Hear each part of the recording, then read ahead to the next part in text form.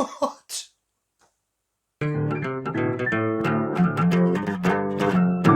Flash Gordon. Okay. Flash Gordon, released in December of 1980, directed by Mike Hodges, with a runtime of 1 hour and 51 minutes, and that just never seemed to end. As voted for by the Facebook community. Thanks, guys. I think. Starring Sam J. Jones, Melody Anderson, and Max von Sydow. Also starring Topol, no last name apparently, Ornella Muti, Timothy Dalton, what? Brian Blessed, Peter Wingard, and Mariangela Malato. Okay, now for money. This gets a little complicated. Depending where you look, depends on how much things cost and how much they made. It's quite vague, it's messy, so here we go. The budget between $20 and $35 million. A domestic take of somewhere between $15 to $27 million. A foreign take of 0 or $22 million, depending where you look. Giving a worldwide total between $15 and $49 million. Giving us a loss or profit of, at the worst, negative $20 million, or at the very best, positive $29 million. I have no idea why this is so complicated. There are so many different sites and so many different reports on what was and wasn't made and how much was and wasn't spent. What I do know is that this is a sci-fi movie that came out 3 years after Star Wars A New Hope, cost at least twice as much, and looks half as good. Another case of where did the money go? No idea. Alrighty, let's start this train wreck with characters. I mean, where do you start with this sort of cacophony of sight and sound, really? Okay. Flash Gordon. He's an underbaked, over-the-top protagonist with a good of humanity in his heart and a tendency to rush headlong into problems. I mean, I liked him, but not liking him is kind of like teasing the slow puppy, really. So, I don't know what to do with Flash. He's the hero, savior of the universe. Next, Dale Anderson. She's incredibly out of place in this movie. I'm having trouble describing her character. Okay, smart, courageous, kind of useless, until she's not, until she's suddenly a commando, and then back to useless. Part-time cheerleader. Very pretty actress, who presents a character who actually has more depth and thought process than Flash presents. Can we just move along before I get in trouble for this review? Okay? Yeah. Zarkov, the mad scientist, who is in fact truly insane. He's unhinged. From the moment you meet him, there's many things wrong with Zarkov. I ended up liking his character out of nowhere. He was so off chart that you ended up kind of getting attached to the guy. He really was a truly mad scientist. Hey, Ming, the best character in the movie, in most respects, actually managed to feel menacing and dangerous, a real threat, and he managed to do it in a film that's pretty much the equivalent of sugar poisoning. Like, the actor, he took his role seriously, Ming took himself seriously, he's the only thing in the whole movie that you could take seriously, and he did a good job. Or maybe he just stood out so well that it could have been a bad job, but compared to his surroundings, it was a great job. Alright, don't think about it too much, just accept the fact that Ming is the best character in this movie. Princess Aura. Now, she has such a developed script and character in this movie that you'd actually think she was a female lead. She shares as much lead time as Dale does. And I have a real soft spot for this actress because she turns up in one of my favourite movies of all time, Oscar. Robin Hood, also known as Prince Baron. Timothy Dalton cashing a check.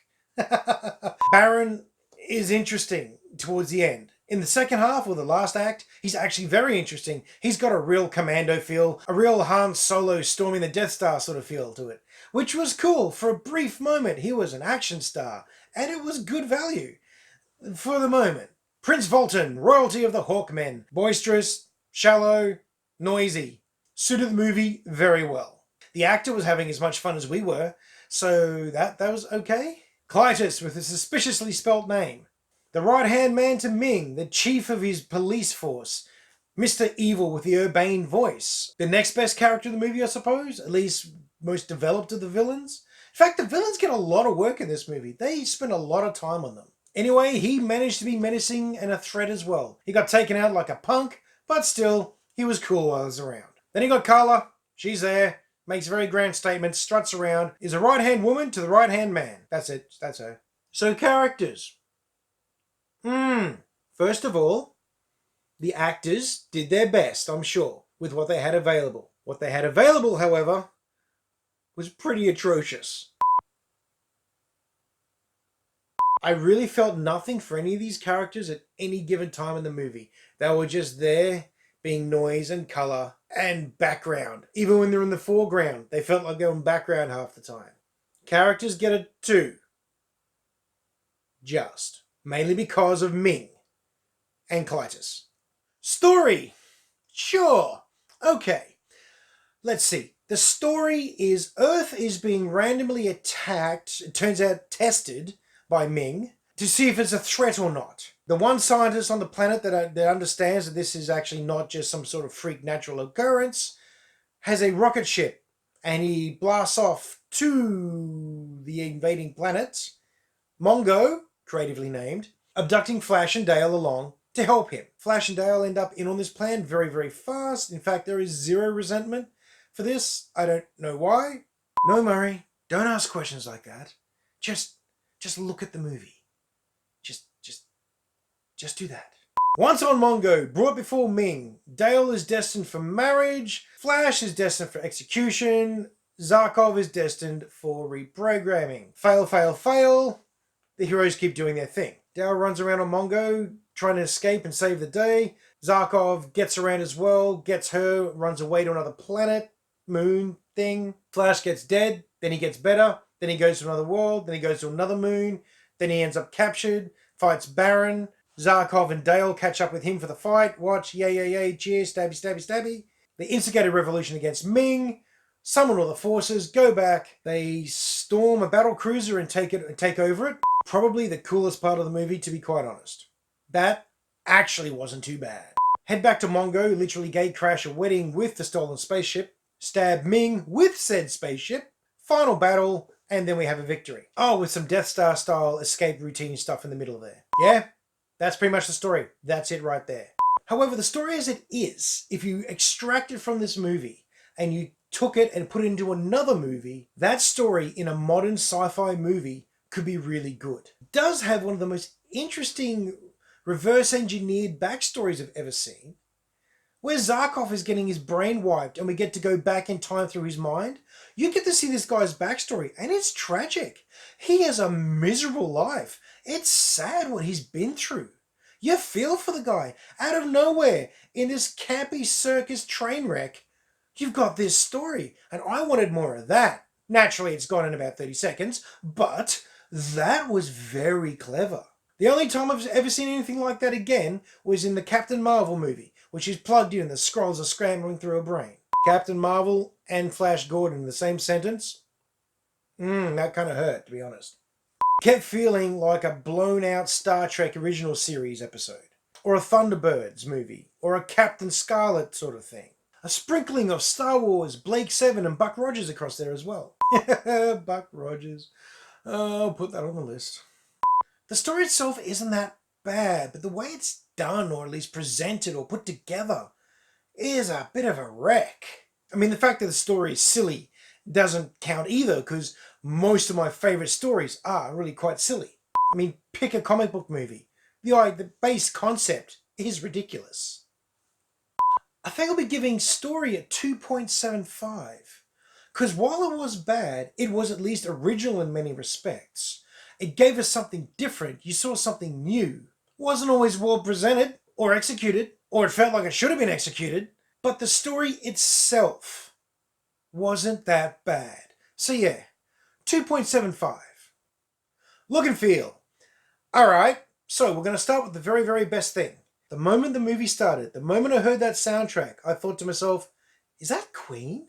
And then it was confirmed in the credits that it was indeed Queen. And that was really cool. The music was excellent. 80s excellent, okay, be cool. But still, good fun. Probably one of the best parts of the movie was that soundtrack. It kicks in, you're having a better time. No matter what's happening, how lame it looks and is, you're having a better time when the music's there. Some other good things, had some very creative camera shots and angles. I was surprised. It caught me by surprise whenever it happened. And it was a nice surprise. Oh, and I like it when they use miniatures. I really enjoy when they got the little miniature spaceship and then you got the scientist lab and the very fake tree standing outside and they're on the moon bases and all that sort of thing. I enjoyed the minis. I love seeing practical effects like that in movies like this. And that's about all I got for what I enjoyed. The costumes and props were, at very best, all right. Regularly shocking. What was going on with this? The lizard men, people, things, with their eyes inside their mouths and whatever that was meant to be? What is that? Why would you put that on film and call it okay? Sure, maybe for one or two little quick shots, but not whole sequences with them and regular close-ups. The rest of the costumes were somewhere between an original series Star Trek episode and a high school pantomime. I actually think watching this movie in black and white would probably make it better. I mean, they were occasionally okay. I mean, Clytus looked alright. The Hawkmen, depending what they were doing, looked alright. Not flying. The Hawkmen flying, that was the worst. The worst. What were the laser gun hand things? The guns that shot hands. They would probably look great on a comic book page. But not so good practically. The green screen I would have said is the worst, except I've watched Mortal Kombat, and that was worse than this for the green screen stuff. The other special effects where they used the transparency plates and all that sort of thing for the spaceships flying around the background and other effects, that was normally okay until you got a little too close and you could see through them. There's a spaceship flying away and you can see the clouds through the spaceship or through the city. Or you can see through the guy walking away from something. So cut out some of the nasty blurry jagged edges that you get in green screen stuff. But man, I can see the background through you. On a side note, this has got to be the most broken nose I've ever seen on screen. That's incredible. Another thing that kept standing out to me was all the costumes were so clean. There was no dirt, there was no wear, there was nothing to make it look like it was real. And don't tell me they couldn't try. Like I said, Star Wars came out 3 years before this with somewhere between half and 1/3 the budget. This came out the same year that Empire Strikes Back did. Empire Strikes Back cost $18 million to make. This, between 20 and 35. Show me the value. It ain't in the look and feel. Unless a lot of that went to Queen, at which point they should have expected more as apology money. They should have got hazard pay for this movie. Look and feel, it gets a 1.25. This would have been a 1, except I enjoyed the miniatures and there was some very creative camera work. For the time it was released, what had been released before, and the money they had, this should have been much better. Script and dialogue.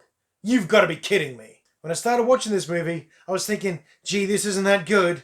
And, oh, don't worry, it gets worse. So much worse. There's this double ham sandwich, extra cheese. That nasty sweaty cheese that's been left out on the bench too long too. Bad acting, poor delivery, overacting, under-delivery, whatever you want to call it.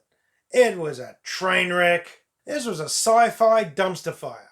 Yeah, sure, there were a couple of good lines in here. Actually, there were some genuinely amusing little lines in here, but I think they were just standing out like gold coins in a sewage pipe. You couldn't help but enjoy them because there wasn't much else for you. I haven't seen a love story like this take off the full flight this quickly since some of the early Bond movies. Sure, you bought into it, but everything else is so average you didn't have a choice. The sci-fi babble was straight out of the old comic books, and again, yeah, it's old stuff, and all the other things that had come before it had done better than this, so keep that in perspective. They leapt straight into the political revolution talk. No prep, no build-up, we're there, hey! New alien world, prime for revolution, let's do it. Sure, Zarkov, what are you on, dude? Where did that come from? Yes, many movies rush into the main plot line like this, but they at least try to give you a little bit of build-up, a little bit of hint where this is going. The gridiron sequence in the throne room. Sure, why not? Admittedly, it's kind of entertaining, but it's also completely out of place. And then got Dale doing the cheerleading routine. Again, why not? A simple brawl, good old punch-up would have worked. But no, gridiron. Oh, and don't forget the pillow fight. That's right, the girls get into a slapdown pillow fight on a great big bed. Because why not, really? The jail sequence where Flash is hanging from the roof and Dale comes in talking about how this is just a horrible dream. That whole thing, the delivery, the dialogue, the whole lot, it hurt my brain.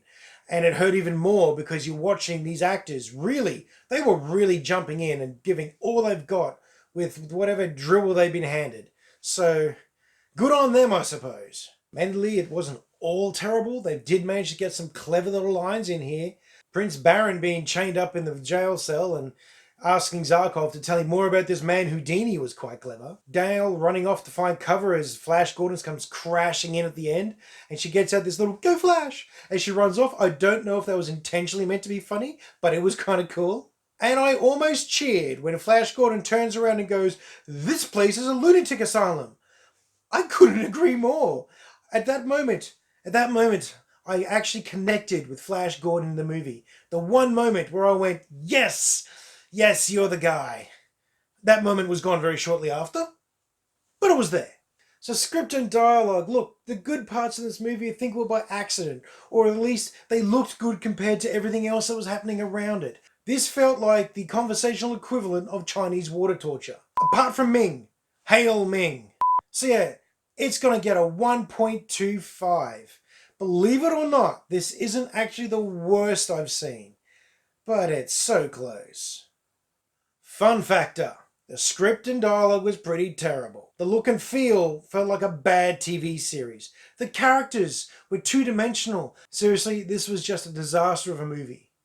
So why was I so entertained at times? Why was I enjoying a movie that was about as aesthetically pleasing as this shirt? I can only imagine if I watch this with other people, if I watch this with friends, it even get better again, as you all get to sit around and laugh at it and call it out and just cackle. Fun factor, much to my own surprise, I'm going to have to give it a 3. To be clear, I don't want to, but this smile is genuine. I think about this movie and I start to laugh. What was that? Alright, I surrender. Have your 3 and be gone. So, final score, you add this mess up and you get a 10.25. Pay attention to the fun factor here. Somehow this movie managed to entertain me regardless. If it wasn't for that, this would be sub 10. This would be in the 9s. Despite everything stacked against it, I still had fun. I don't know what this means. I don't know how to interpret this. Would I recommend it? No. And then yes. If you have a group of people all together, then definitely watch this movie because you'll have a good time. Either because you all enjoy it or because you all get to yell at it. My wife wants to watch this one with me because she wants to see what the fuss is about. I'm not sure if I want to do that to her. I'm not sure if I'll survive doing that to her. So there we go. That's my review of Flash Gordon. Have you seen this movie? What did you think about it? Please comment down below and let me know. Please like, subscribe, and share my review around. As always, I hope you're having a great week and that you make some time to go and watch a movie.